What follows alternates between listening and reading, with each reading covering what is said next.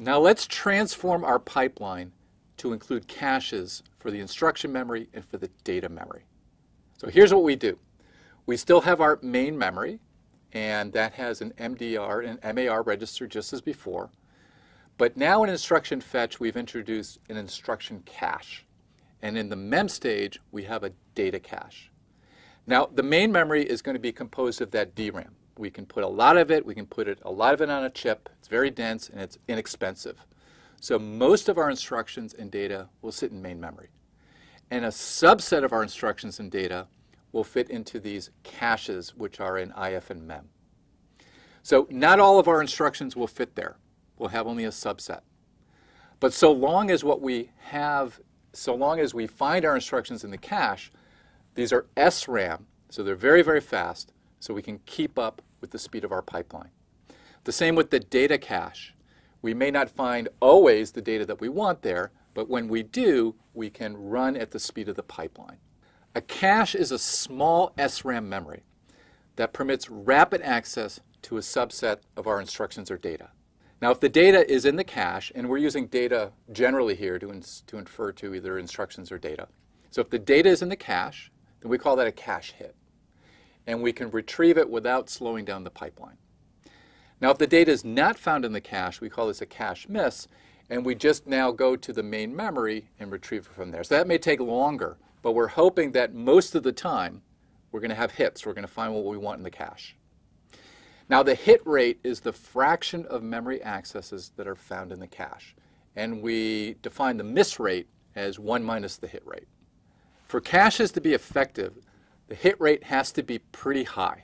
Now, typical caches are pretty small. They're only, say, a few 100,000 bytes, whereas memory may be a gigabyte in size. So we're only holding a small fraction of our instructions or data in our caches. Well, it turns out that hit rates also are pretty high, over 90%, even over 95% in many cases. Well, how did this work? How could that be? Well, it turns out that there are properties of our programs called locality, specifically temporal locality and spatial locality. Now, temporal locality says if memory location X is accessed, then it's likely to be accessed again in the near future. Now, think about some of the things we've already talked about in our program, such as a loop. If I have instructions in a loop, then I'm going to revisit those instructions over and over again as I iterate through my loop. So I access one particular instruction, and then I'm going to access it again in the near future when I iterate on that loop. Now, caches exploit temporal locality by keeping a reference instruction or data in the cache. Now, this also happens when we talk about data. So, for instance, a loop counter, a loop variable, is a piece of data, and we'll be incrementing that counter over and over again. So that also has temporal locality. Now, we also have spatial locality in our programs. So if memory location X is accessed, then locations near X are likely to be accessed also in the near future. So if you think about instructions, typically we go sequentially through our instructions in memory. So if I'm accessing an instruction at location 100, then it's likely that I'm going to access 101 in the near future because of spatial locality.